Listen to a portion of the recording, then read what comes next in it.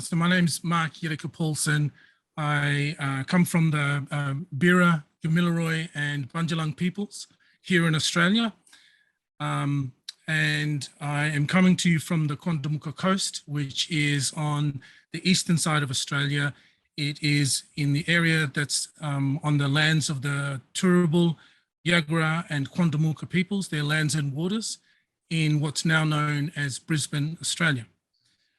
And I'm speaking to you, I've got, let's see, a brown skin complexion.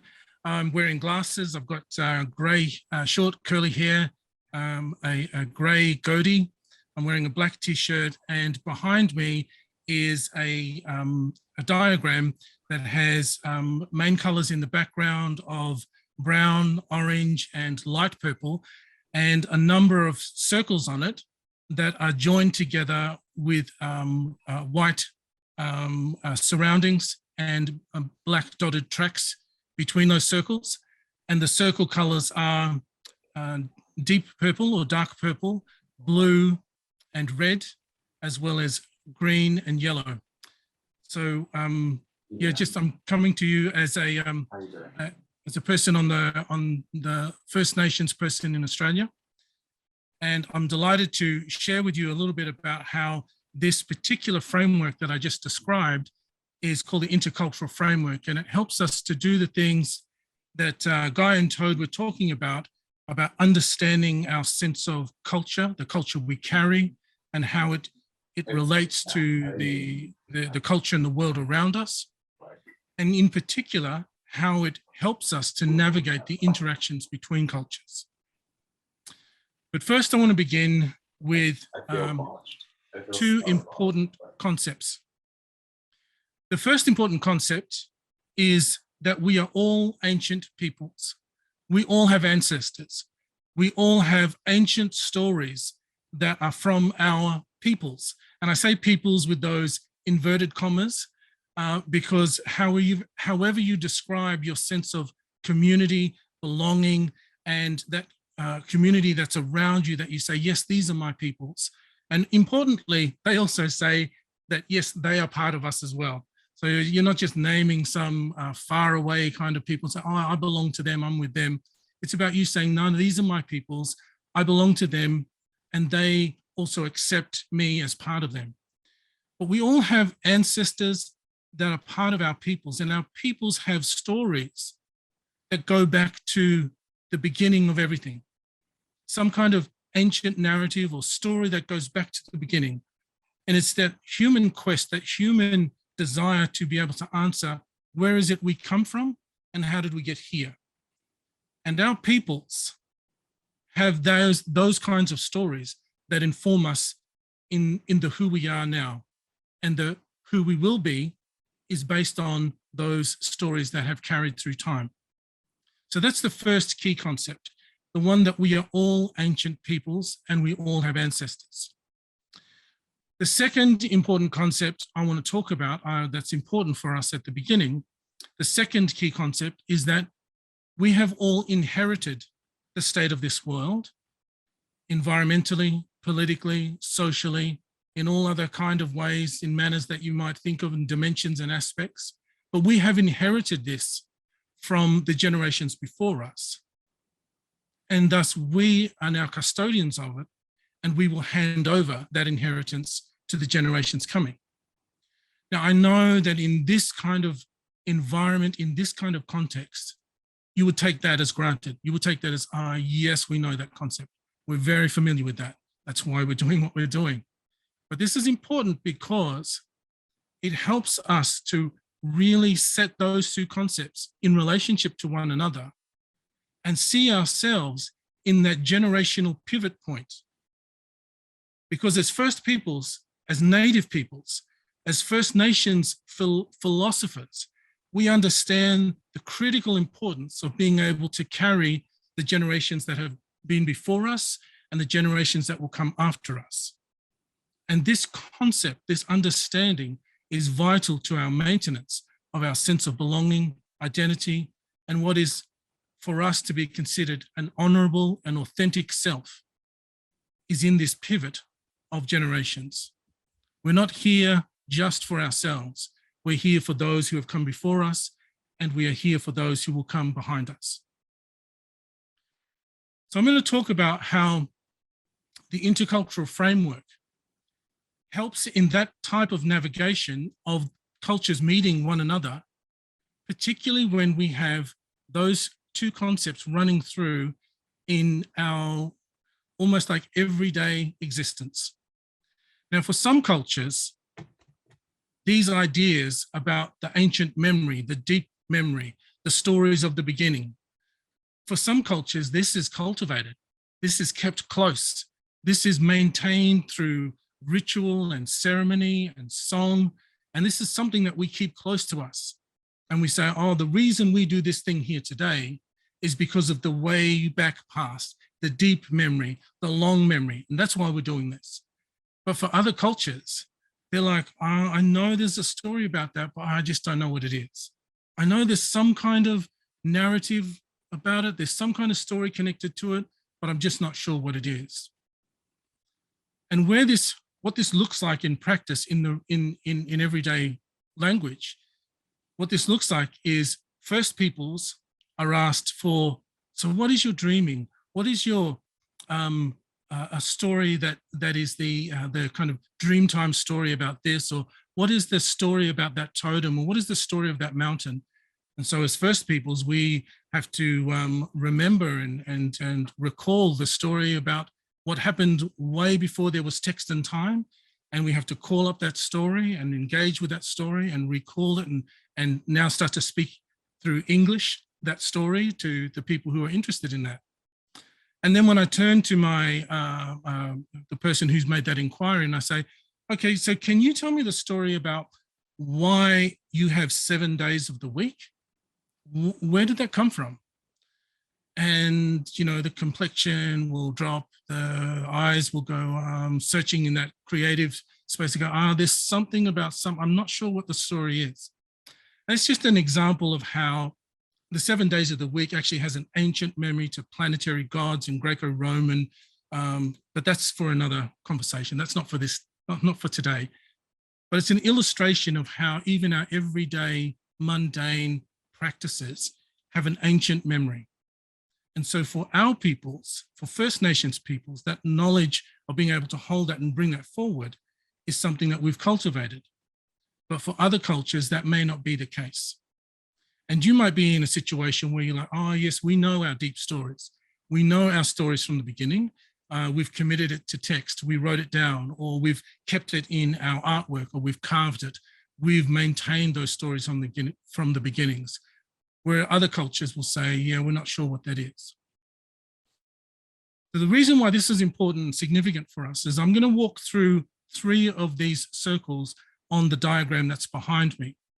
And then through that, then just hand over to Tavale, who is going to talk about how this also informs the way we are and how we move forward. So the deep purple space is where we access that deep memory. And so for all of us, it's accessing the mental models that set up our relationship between us and all that we can possibly conceive, all the things around us, the cosmos, the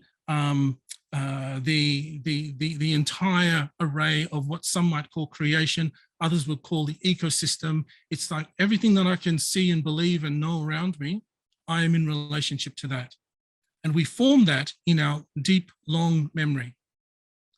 And that's in the deep purple space. The blue space is where we practice that.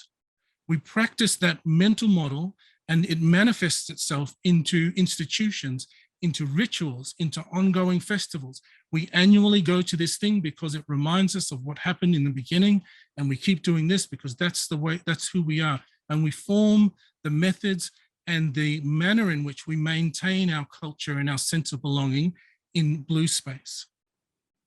So the mental models are formed in the deep purple space, and the manifestation of those mental models is shown then in the institutions we create as cultures, in the practices we create as cultures, in the way that we say, these are the behaviors that we like, that we honor, that we hold high value, oh, and those are the ones that are dishonorable, they're distasteful, they're actually disgraceful. We should not do those.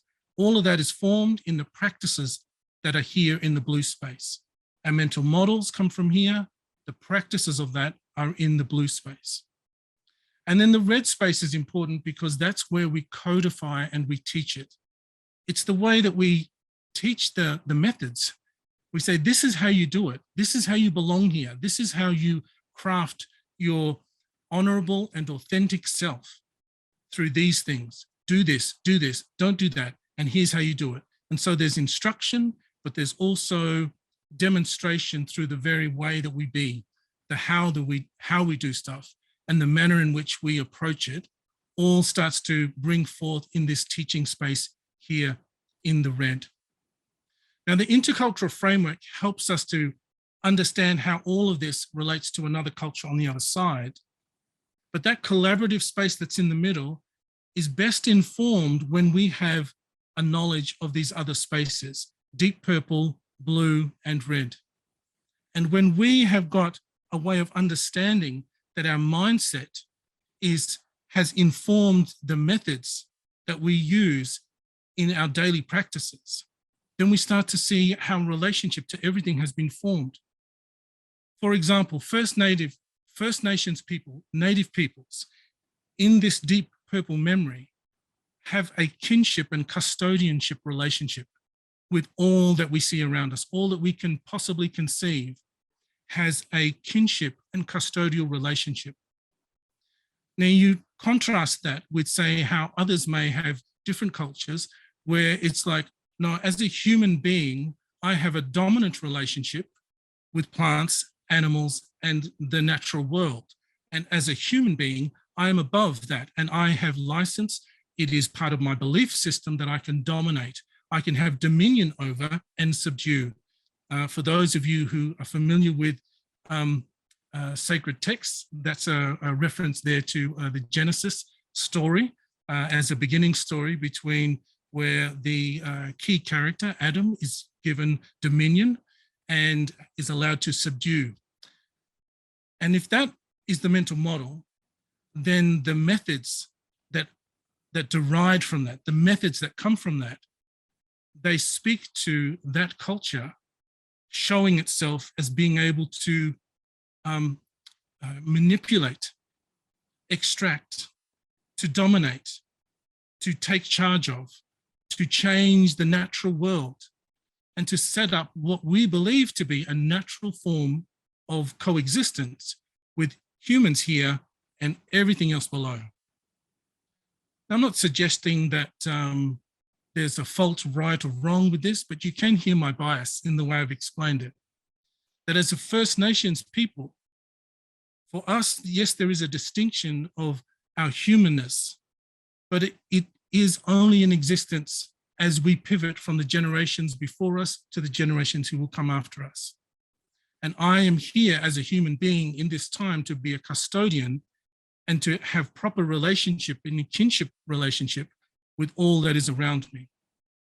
So the way that I treat animals, the way that I treat the ecosystem around me, the way that I ensure or participate in trying to pass on fresh water to the next generations is actually part of my custodial and my kinship relationship to all that is conceivably possible in my understanding of the so-called cosmos around me, the ecosystem that I am part of. So our challenge or our opportunity is to focus on how we sit here in this red space on, as what the intercultural framework talks about.